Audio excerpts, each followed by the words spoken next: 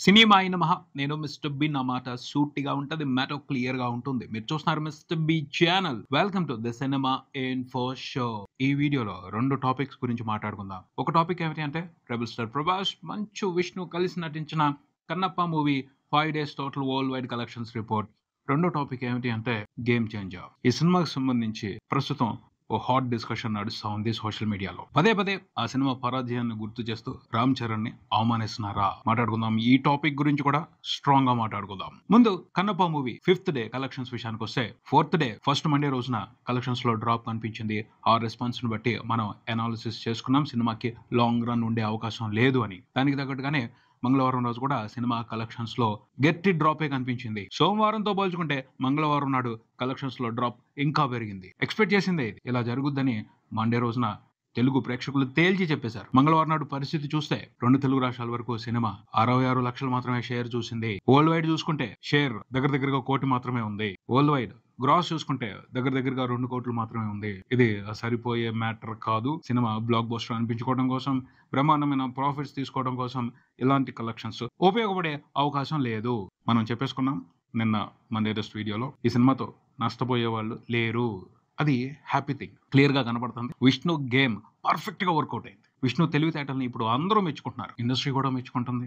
Actual గా ఇంత trolling జరిగినప్పుడు, లేకపోతే అంతకు ముందు ఒక 2 సినిమాలు దారుణంగా ప్రేక్షకుల నుంచి రిజెక్షన్ ఎదుర్కొన్నప్పుడు ఎవరైనా డిప్రెషన్ లోకి వెళ్ళిపోతారు. ఏం చేయాలో అర్థం కాదు. బట్ ఇదే వాళ్ళ ఫీల్డ్. ఇక్కడే నిలబడాలి, ఇక్కడే ఏదైనా చేయాలి. అప్పుడు డిప్రెషన్ లోకి వెళ్ళిపోతే చేసేది ఏమీ లేదు. ఇంకా డౌన్ అవటం, లేకపోతే వేరే పని చూసుకోవటం. బట్ విష్ణు అలా చేయలా. అర్థమైంది. ప్రతి విషయాన్ని జాగ్రత్తగా అబ్జర్వ్ చేసి ఎనాలిసిస్ చేసి బ్రహ్మాండమైన ప్లాన్ వేశాడు. రప్పిస్తాను ప్రేక్షకులని ఛాలెంజ్ తీసుకున్నాడు. ఎందుకు రావట్లేదు అన్న విషయానికి సంబంధించి క్లారిటీ తీసుకున్నాడు. ఎలా రప్పించాలి అనే దానికి సంబంధించి అద్భుతమైన ప్లాన్ వేశాడు. ప్రభాస్ ను పట్టుకొచ్చాడు. నిజంగా మంచు విష్ణుని చూడటం కోసం ఆడియన్స్ రావటం లేదు అన్న మ్యాటర్ జిన్నాతో క్లియర్ కట్ గా కనపడింది. అతని మీద ఓ గ్రూప్ అంటే చాలా మంది నెగిటివ్ గా పబ్లిసిటీ చేస్తున్నారు, నెగిటివ్ గా ట్రోల్స్ చేస్తున్నారు. ట్రోల్స్ కి ప్రధానమైన ఆకర్షణ అయిపోయాడు మంచు విష్ణు. అదంతా కూడా అతనికి నెగిటివే చేసింది. అతని మార్కెట్ ని కొలాప్స్ చేసింది. అతని సినిమా కెరియర్ ని క్వశ్చన్ మార్క్ లో పెట్టేసింది. బట్ అతను వదిలిపెట్టలేదు. నిజంగా చాలా తెలివిగా ప్లాన్ చేశారు. ఒక అద్భుతమైన స్ట్రాటజీని ప్రిపేర్ చేసి కన్నప్ప మూవీని తీసుకొచ్చి వర్కౌట్ అయితే ప్రభాస్ మూలంగా వర్కౌట్ అవ్వాలి, లేకపోతే భక్తి అనే మ్యాటర్ మూలంగా వర్కౌట్ అవ్వాలి. ఎలా తప్పించుకునే అవకాశం లేకుండా చేసి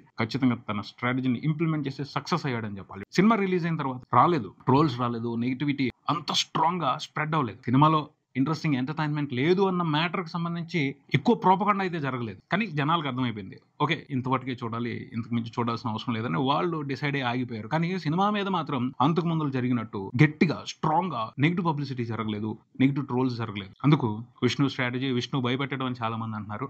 అది కొంతవరకే. భయపెట్టడం మ్యాటర్ కాదు. సినిమాలో చాలా జాగ్రత్తలు తీసుకుని ట్రోల్స్ కి ఉపయోగపడే అవకాశం లేదు. అపైన భక్తి, దేవుడు విషయానికి వెళ్ళి ట్రోల్స్ చేస్తే మ్యాటర్ రివర్స్ అవుద్ది. గట్టిగా తగులుద్ది దెబ్బ పబ్లిక్ నుంచి. ట్రోలర్స్ తుడిచిపెట్టుకుపోతారు. దేవుడు అనే ఎమోషన్ చాలా స్ట్రాంగ్ గా ఉంటది పబ్లిక్ లో. అది కూడా ఒక కారణం. అందుకనే రాలా. అపైన ప్రభాస్ క్యారెక్టర్ పేలింది. ప్రభాస్ సూపర్ పాజిటివ్ ఇంపాక్ట్ తీసుకున్నాడు. దాని మూలంగా కూడా ట్రోలర్స్ కి అవకాశం లేకుండా పోయింది.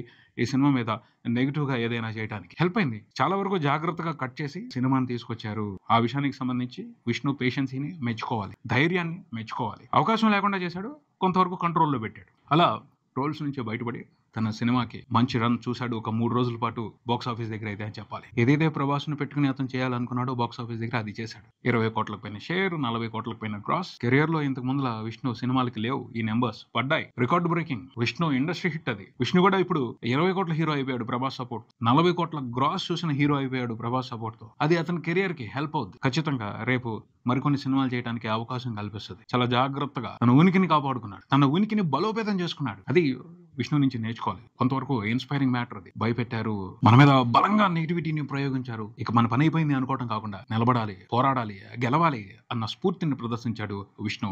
అతని నుంచి ఆ మ్యాటర్ మాత్రం అందరూ ఖచ్చితంగా నేర్చుకోవాలని చెప్పాలి. అలానే బిజినెస్ పరంగా కూడా విష్ణు అసలైన గేమ్ ఇప్పుడు మొదలైంది. బాక్స్ ఆఫీస్ దగ్గర కొంతవరకు వర్కౌట్ అయింది. ఇంకొంచెం ఎక్స్పెక్ట్ చేశాడు, అది జరగలేదు. కాకపోతే విష్ణు మొత్తంగా అయితే నష్టపోయే పరిస్థితి లేదు. అంతకు ముందు 2 సినిమాలతో చాలా గట్టిగా నష్టపోయాడు. పెట్టిన పెట్టుబడి కూడా వెనక్కి వచ్చిన పరిస్థితి లేదు. ఓటీటీలో సినిమాని ప్రదర్శించడం కోసం కూడా చాలా కష్టపడాల్సి వచ్చింది. బట్ ఈ సినిమాకి అలా కాదు. ఇనీషియల్ గా ప్రభాస్ తో ఓ బజ్ క్రియేట్ చేశాడు. ఆ బజ్ చూసి ఓటీటీలో సినిమాని గట్టి రేటుగా కొనే అవకాశాన్ని తీసుకుంటున్నాయి. ఆల్రెడీ ఒక న్యూస్ బయటకు వచ్చింది, స్ప్రెడ్ అవుతుంది. హిందీ శాటిలైట్ రైట్స్ మాత్రమే, ఓటీటీ రైట్స్ కూడా కాదు, శాటిలైట్ రైట్స్ మాత్రమే 20 కోట్ల వరకు అమ్ముడుపోయాయని తెలుస్తుంది. సెన్సేషన్. ఇది అసలైన Manchu Vishnu game. Theatrical run తో రావాల్సింది వచ్చేసింది. ఇక నాన్ థియేట్రికల్ బిజినెస్ గురించి ఫోకస్ చేశాడు. దాని మీద తనకి రావాల్సిన దాన్ని రాబట్టుకునే ఆలోచనలోనే ఉన్నాడు. హిందీ శాటిలైట్ రైట్స్ వరకు ఎంత వచ్చిందంటే తెలుగు ఓటీటీ, తెలుగు శాటిలైట్, తమిళ్, మలయాళం, కన్నడ వీటన్నిటి నుంచి కూడా ఇంట్రెస్టింగ్ అమౌంట్స్ వస్తాయి. ఒక 40 కోట్లకి తగ్గకుండా ఇన్కమ్ వస్తుంది. హిందీ శాటిలైట్ రైట్స్, మిగతా డిజిటల్ రైట్స్ ఇవన్నీ కలుపుకుని దాదాపు 60 కోట్ల వరకు తను ఇన్కమ్ చూసే అవకాశం ఉంది. ప్రభాస్ ఉన్నాడు సినిమాలో. ప్రభాస్ క్యారెక్టర్ కి మంచి సపోర్ట్ వచ్చింది పబ్లిక్ నుంచి. అది చాలు మార్కెట్ అయిపోవడానికి డిజిటల్లో కూడా సినిమా. దాన్ని బేస్ చేసుకుని ఈ సినిమాకి సంబంధించి మంచి బిజినెస్ జరుగుతుంది నాన్ థియేట్రికల్ గా అని అర్థమవుతుంది. విష్ణు అయితే అటు థియేట్రికల్ గా ఇటు నాన్ థియేట్రికల్ గా చూసుకుంటే థియేట్రికల్ గా 20 కోట్ల షేర్ వచ్చింది. ఇప్పుడు 60 కోట్లకు తగ్గకుండా బిజినెస్ జరిగే అవకాశాలు కనబడుతున్నాయి డిజిటల్లో. మొత్తం 80 కోట్ల ప్రాఫిట్ తీసుకుంటున్నాడు. అది మొత్తం అతనికే వెళ్తుంది. ప్రొడ్యూసర్ కాబట్టి అతనికే వెళ్తుంది. ఇక సినిమా మీద 200 కోట్లు ఖర్చు పెట్టాడు అనేది ఎంతవరకు నిజమో తెలియదు. కాకపోతే 80 కోట్లు అనేది చిన్న విషయం కాదు. గట్టిగా వచ్చినట్టే, బ్రహ్మాండంగా వచ్చినట్టే విష్ణుకి. విష్ణు ఆల్మోస్ట్ సేఫ్ అయిపోయాడని అర్థం చేసుకోవాలి. వండర్ఫుల్ గా ఇంప్లిమెంట్ చేశాడు స్ట్రాటజీని. తను గెలిచాడు. తన కెరియర్ కి సంబంధించి బలమైన నమ్మకాన్ని తీసుకున్నాడు. Congratulations Manchu Vishnu. All the best for your future. తర్వాత గేమ్ చేంజర్ సినిమాకి సంబంధించి ఎప్పుడూ కూడా వివాదాలు వస్తూనే ఉన్నాయి. ఎందుకు వస్తున్నాయి? గేమ్ చేంజర్ ని ఎందుకు టార్గెట్ చేస్తున్నారు? గేమ్ చేంజర్ అనేది ఒక మానని గాయం మెగా అభిమానులకి, ముఖ్యంగా రామ్ చరణ్ ఫ్యాన్స్ కి. నిజమే, ఆ సినిమా మీద బోల్డంత ఎక్స్పెక్టేషన్స్ పెట్టుకున్నారు. శంకర్ గారితో Ram Charan first time cinema చేస్తున్నాడు అంటే, శంకర్ సార్ ఫస్ట్ టైం ఒక తెలుగు సినిమాని డైరెక్ట్ చేస్తున్నాడు అన్న మ్యాటర్ చాలా ఎక్స్పెక్టేషన్స్ కి అవకాశం ఇచ్చింది. బట్ అనుకున్నట్టు జరగలేదు, ఏది జరగలేదు. ఆ ప్రాజెక్ట్ కంప్లీట్ గా నిరాశపరిచింది అందరినీ. తెలుగు మూవీ లవర్స్ ని, రామ్ చరణ్ ఫ్యాన్స్ ని అయితే దారుణంగా నిరాశపరిచింది. అయిపోయింది, సినిమా రిలీజ్ అయిపోయింది, 6 నెలలు అయిపోయింది. అయినా కూడా ఇంకా ఎందుకు పెద్దగా దాన్ని తలుచుకుంటున్నారు అంటే, మెగా ఫ్యాన్స్ ను ఉడికించడం కోసం, రామ్ చరణ్ ఫ్యాన్స్ ని బాధ పెట్టడం కోసం. ఇది దిల్ రాజు బాధ పెట్టాడు, ఆయన బ్రదర్ శిరీష్ బాధ పెట్టాడు అని చెప్పడానికి లేదు. రామ్ చరణ్ ఫ్యాన్స్ బాధపడితే సోషల్ మీడియాలో ఆ మ్యాటర్ వైరల్ అవుద్ది, వ్యూస్ ఎక్కువ వస్తాయి, కాస్త రగడ జరుగుద్ది. ఎవరైతే ఇంటర్వ్యూ చేశారో వాళ్ళకి పాపులారిటీ పెరుగుద్ది, ఇంకొంచెం మైలేజ్ వస్తుంది. అది స్ట్రాటజీ. మైలేజ్ తీసుకురావడంలో రామ్ చరణ్ ఫ్యాన్స్ ఎప్పుడు ముందుంటారు. ఎందుకంటే వాళ్ళు ఆపుకోలేరు ఎమోషన్ ని. రామ్ చరణ్ అంటే వాళ్ళకి అంత ఇష్టం. చాలా బలహీనంగా ఉంటారు. రామ్ చరణ్ ఎవరైనా ఒక చిన్న మాట అన్నా తట్టుకోలేరు. అది కావాలి. దాన్ని క్యాష్ చేసుకోవడానికి కొంతమంది ప్లాన్ చేసి పద్దగా గేమ్ చేంజర్ మూవీని వివాదాల్లోకి తీసుకొస్తున్నారు. దాని గురించి ముఖ్యంగా దిల్ రాజు కనిపించినప్పుడల్లా అడుగుతున్నారు, ఆయనతో ఏదో ఒక మాట మాట్లాడిస్తున్నారు, దాన్ని పెద్ద సెన్సేషన్ చేస్తున్నారు. రామ్ చరణ్ కి హ్యూజ్ ఫ్యాన్ బేస్ ఉంది. వాళ్ళు రియాక్ట్ అయితే ఏ విషయం అయినా సరే వైరల్ అవుద్ది. ప్రతి ఒక్కరు మాట్లాడతారు, ప్రతి న్యూస్ ఛానల్ మాట్లాడుతుంది, ప్రతి వెబ్సైట్ దాని గురించి ఆర్టికల్ రాస్తుంది. పెద్ద ప్రోపగండా కదా, అది కావాలి కొంతమందికి. అందుకోసమనే పెద్దగా ఆ మ్యాటర్ని కదుపుతున్నారు. కొంతమంది హీరోలు ఉంటారు, వాళ్ళ గురించి మాట్లాడినా పెద్ద మైలేజ్ రాదు. అలాంటప్పుడు మాట్లాడే ఉపయోగం ఏంటి? అందుకని ఆ టాపిక్స్ ని తీసుకురారు. రామ్ చరణ్ గురించి మాట్లాడతారు.